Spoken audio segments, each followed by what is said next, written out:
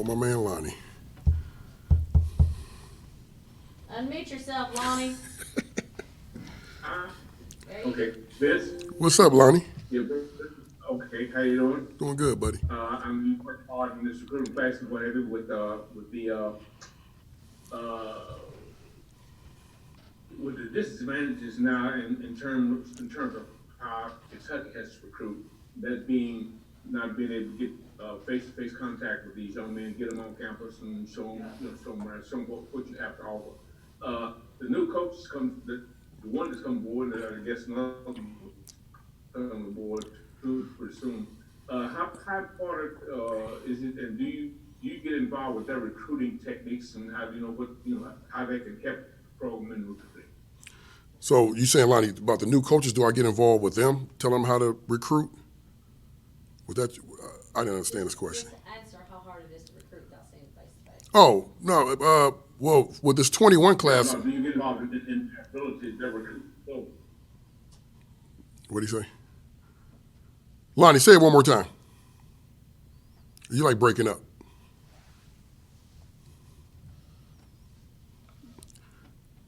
He on mute.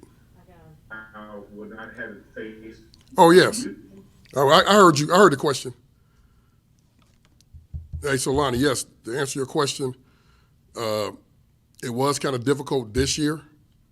So we had to use a lot of Zoom and FaceTimes with your phone. And actually, I probably FaceTime and our staff probably FaceTime more kids than normal people would probably even talk on the phone to you when you would talk, at where you said telemarketing, something like that. This whole screen went out. Okay. Okay, keep going. And so that was a good technique for us. But because the 21 class was part of when we recruited the 20 class, a lot of them guys been on campus. Even the guys in Ohio, even some of the guys in Michigan, a lot of them guys been on campus in 20. So they knew who we were. And so when we FaceTimed them and did Zoom meetings, their parents already had been on campus. The difficult one is going to be, somebody asked earlier, the 22 class, because they have not been nowhere, on campus or anything like that. Okay, John Hale. Vince, how do you think this 21 Kentucky high school class compares to the previous groups you've recruited in the state, just overall? I mean, not even just the guys you got, but just the overall talent at that level. Over previous years? Yes. Well, Yes. I would have to say the 16 class was pretty good with Drake and Landon and Robinson and Cash. But this class, Kentucky high school football is really getting good. I mean, and I'm not saying it wasn't good, but I'm saying it's getting good to where we can recruit our own kids here and sign about 7 or 8 kids from the state.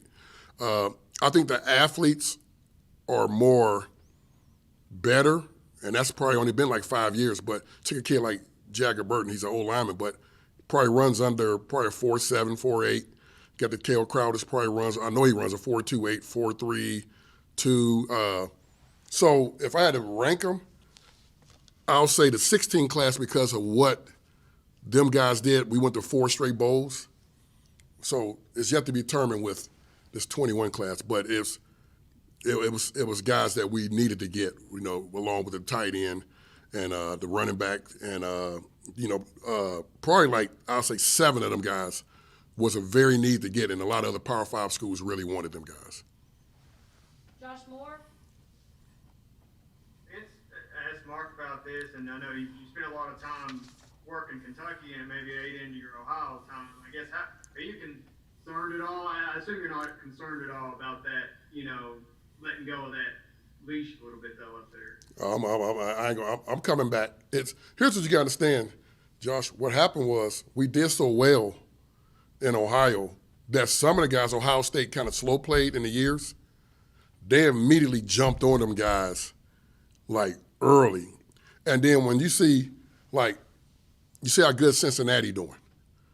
A lot of them guys, and this is not a knock against Cincinnati, but a lot of them guys did want to come here. It was just that, for whatever reason, some of the guys we didn't go on. So you're looking at a combination of Ohio State going now offering, if you got the top 30 in the state, they're going to offer like the top 15. And in that range, I would always get like maybe the 6th or 7th or the 8th or the 9th guy in the state. Ohio State has offered a lot of them guys. And so now with me being in Kentucky, and like Coach Stoops said, if we didn't have, COVID, I would have been doing the groundwork in the spring and then going to close in this period when we really do face-to-face and home visits. So it's just because of what happened with the coronavirus was a little bit to blame. But the 3 we got out of there, them were the 3 we zeroed in that we wanted. So it was, it's a combination of both. But no, you'll see us significantly in Youngstown. We would be not a Youngstown, but I'm from here. We would be in Ohio. Trust me, 22 class is pretty strong. Hey, and the sad thing about it, the 22 class in Kentucky is very strong too. So I'm gonna have my work cut out for me. Larry Vaught. Yeah, Des, could you just talk a little bit about Kaya, what you guys liked about him, and then also the guys you're going to be bringing in now for him to throw the ball to? Well, Kaya, he's an athlete, and you like to, your quarterbacks. I learned this from Joe Montana when I was in Kansas City when they had brought Joe Montana in, and he was talking about how he was a basketball player, and it's sometimes being a point guard. That's exactly what you want your quarterback to be. And we watched him in that state championship game, and that was my first time really seeing him. And I was like, wow, I fell in love with the guy. He's everything you want. He's a good decision maker. He has a good arm. But the main thing is he's athletic. And in this league, Larry, in this league, you got to have some athleticism at quarterback to sometimes escape them guys getting upfield. And the guys he's going to throw to, we can go down the line. The receivers, the Kale Crowder is 4.3 all day. Here's what people don't understand. The kid has a 46-inch vertical. And I'm going to say that again. He has a 46-inch vertical. That's what makes the kid explosive. That's why Oklahoma, Ohio State, a lot of guys offered him. Christian Lewis and Magwood and Devon Ross. I really think we got 3 good players that's playmakers, which I think with the new system is going to go very well. If you watch the Rams, they being 4 wides, 5 wides. They're going to fit right into our new system. Justin. What about Dingle? Oh, dude, that's personal. Dingle, you see, the reason why we got Dingle, I really believe it came down to the last probably 3 games he watched, if you honestly asked him, and they see the way we threw the balls to the tight ends, and he really fell in love with that. And, dude, he's athletic. Coach Stoops, I think he was going to fire me if I didn't get him because we offered him as a sophomore, and we really recruited that guy for the next 2 years. So I'm very excited to have him, very excited. Justin Rowland. Hey Vince, what's up, man? What's up, buddy? I thought you were wasting 2 years of your life recruiting Dingle. I didn't think there was any chance he was going to Kentucky. Was it a little bit of a surprise that you were able to win him over in the end, or did you have a reason to be confident all along? Come on, Justin. You know me, man. We've been dealing with each other. Here's what I'll tell you, though. You were telling me that, and it really was. I thought we was going to get him. Then it turned a little bit, and then I thought we was going to get him. Then it turned. I actually think we got him probably about, I'll say about 3 weeks ago, 3 or 4 weeks ago. Me and him had a good conversation. I talked to his mom and dad on the phone, and we were going back and forth. And, I just told him, what he meant to us, what it would be to the state. And that thing really did go down to the wire. So you were right on that. And I think it flipped within days. But he was kind of torn. He was torn. And, I told him, I said, man, you can't make me look bad. I can't lose you. So I thank God that we got him. He's a great family. Their family is great, and he's going to be a great player here. Nick Roush. How did his brother play into this equation? How did Justice end up at UK? So I'm going to tell you, people think it was like a package deal. We had our guys, Chase Heike and them guys that's in the recruiting office, it came up that Justice was going to probably transfer, and he went to transfer portal. And I told people this.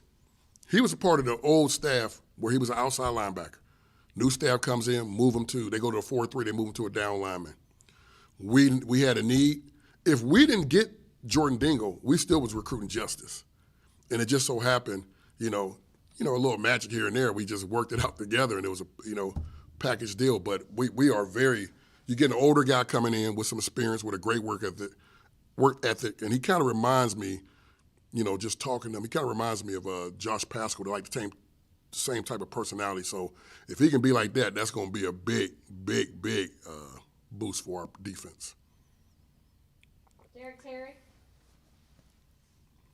Yeah, Vince, going back to the Kentucky high school football scene, back a few months ago when Frederick Douglass and North Hardin played, I think you guys had 4 commitments in that game, and then obviously for future classes, more guys that you're recruiting. Just how significant did that game seem, having that many guys who were going to be playing? Huge. It was huge, very huge. And that's what I'm saying. That's a great question, Derek, that you see that in Ohio. You see that in, Georgia. You see it in Texas where multiple committed guys playing against each other. I rarely think you've seen that in Kentucky. I know when I first got here, you didn't even see one guy. So that was a very game that was very important for the state, but also important for the state of Kentucky. Kentucky high school football, and I heard Coach Stoops talk about them, the high school football is really, man, it's going to another level. And there's a lot of young talent here. I mean, I can't say names, but you guys know even that 22 class who probably be the main guy. And it's just, I take my hat off to these coaches because the product and how they being developed and coached is really the reason why that we recruiting them now and recruiting, a lot of them schools. You saw talk about North Hardin and what's the name of that? What's the name of that school? Frederick Douglass. Them 2 programs are very, very solid in the state, and we will be recruiting both of them schools for a long time. Both McPeak and my man in North Hardin. I really love him, man. He just, Coach Thompson is a good dude, and what I love about both of them coaches, their student athletes come here with great GPAs. Sometimes you're recruiting kids and you got to try to get them eligible. That is not the issue with North Hardin and also Bowling Green. So don't let me throw that out. And then Frederick Douglass. But Bowling Green, the same thing. So I love this state. The football is great. We're going to see some great football. We can't watch it, but it's going to be some great games this weekend. And I wish I can see Dingle play this weekend. That's going to be a great game this Saturday. John Clay. Vince, you talked about the playmakers on the offensive side of the ball. Consider the way you guys struggled on offense at times this year. How were you able to hold on to those guys? Oh, that's a lot of praying, talking to the Lord, and just I think we held on to them because you got to first start with Coach Stoops. A lot of these guys, they met him, they talked to him. He's a great guy to play for. They know he cares. Honestly, just this state and how the people is, like, a lot of these guys see things. You get on Twitter now, you get on the internet, and you can see, like, the love that the BBN has for Kentucky football. But probably the final thing that I would say, if this was a different year where guys can take visits, we might have really been holding our breath. But because of what happened with COVID, guys were not able to go other places. You can do all the Zoom meetings you want. A lot of our guys been on campus, and then when COVID hit, it was just shut down. So I just think with guys not being able to go places and take official visits really benefited us. John Hale. It's kind of building off that. What were you telling recruits over the last couple of weeks as Mark was searching for the new offensive coordinator, and then after it became apparent it was going to be Coach Cohen, what were you telling them about his offense? Well, I actually went with Coach Stoops on one of the interviews, and I could just tell I knew what his philosophy was. And, he shared some things with me about he knew it was very important. So I didn't say names, but I told him what type of offense we were bringing in. And then it started leaking out, like, the couple guys that were being interviewed. I was in contact with a lot of recruits, a lot of our guys, mainly the skill guys. Let's be honest, the skill guys wanted to know. And then once we hired Lee, like Stu say, everybody say nothing but great things about him. It's going to be a great offense. We still going to, we great at running the ball. So just add off of that stuff and what he's going to bring in. You watch the Rams play, and I just told our receivers that was committed to us or ready to sign. Just watch the Rams, and then you'll see why you should get excited. So it was a thing where once the change was made, I got a lot of calls. I got a lot of calls, and that was rightfully so. But I think the guys trusted me and Mark, and they knew that he was going to get the right people in here, get the right system, and the rest. I mean, we also had to hire an O-line coach, so there was things that we had to tell people that, hey, this is coming. Just be patient. Josh Moore. It's on Liam. I know the offense, does what it does as far as recruiting guys. One who might get excited about that. But what does he bring? What is his energy or where he's familiar with? What does that kind of add to the recruiting picture? Let me tell you something. I texted Liam yesterday, I believe, to congratulate him. I knew, I kind of knew it was him. And I wanted to say, man, it really made my job more easier to recruit skilled guys. Because let's be honest, everybody want to be in the system. If you're a running back, a receiver, a tight end, you want to be in a system that's like basketball and get the ball to receivers. But also running backs, if you watch in O-line, his system really showcases us for our line to show that they can run block, which we are very good at, but also being able to pass pro, and that's going to make guys make a lot of more money. So he's a guy, man. Just the people I talk to, straight organized, know what he wants to do, know where he wants to go with the ball, and he's a good communicator with the quarterback. And just alone, if you communicate with the quarterback and he knows where to go with the ball, you will probably win one or two more games just alone with that, because there are throws that need to be made, and sometimes they're not made, and it can be the difference of you winning the game. Okay, we'll do these last three questions with Lonnie, then Jeff Drummond, and then Mark Story. Lonnie, go ahead. Mute, Lonnie. I was at the game with North Hardin and Frederick Douglass. Frederick Douglass. That's my old school. Oh, I didn't know that. I saw Lavelle Wright.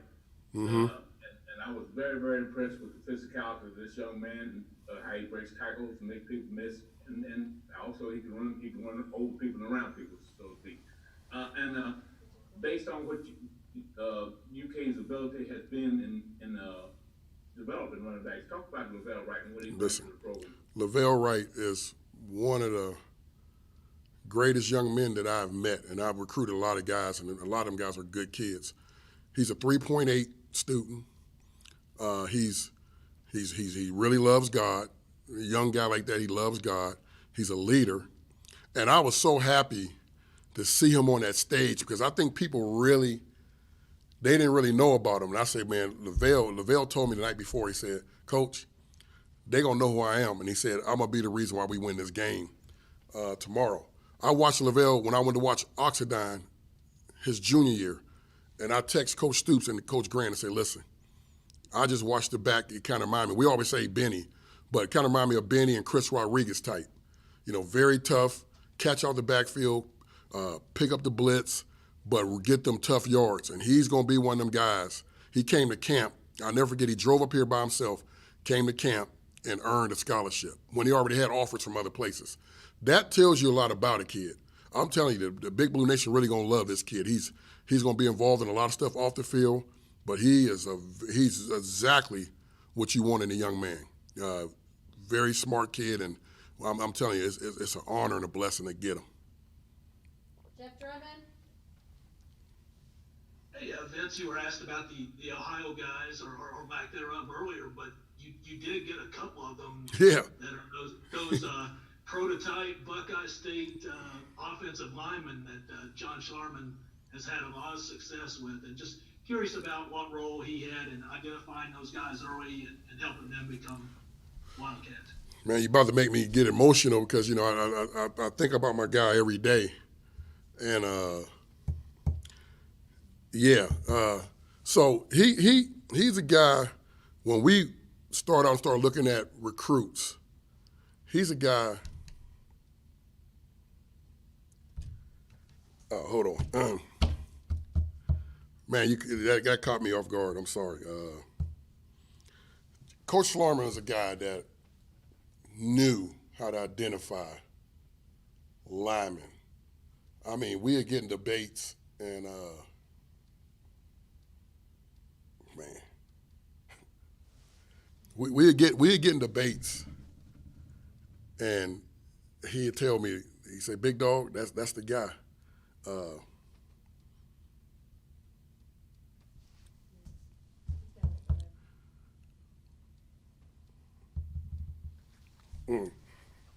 He, man, I mean, it's hard, man. I really, it's hard.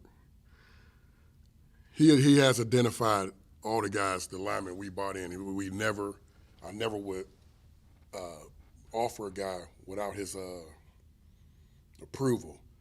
And you talking about a guy that really had a culture to know how to bring guys in. We would go tag team. We would drive to Ohio. We would drive to, you know, we'd be in Kentucky if we had to go further in Kentucky somewhere. And he just was great. And it was all him. He loved these two guys we got from Ohio. We got on them very early. And he said Paul minded him up Stenberg. And he thought Dave would be a real big time guy when he leaves here. You know, Dave dad played in the NFL like 13 years. And, you know, it's hard on them guys. I don't think people really understand, like, John really was involved with these linemen. And then, you know, when that happened, you know, I always check with them guys just to make sure they were okay. Gonna miss them. Gonna miss the people that he identified. Make no mistake about it. You see the type of line we had the last couple years, and if I can identify and be half of what he bought, we'll be pretty good for the next couple years. Okay, last question is Mark Story. Hey Vince, two things.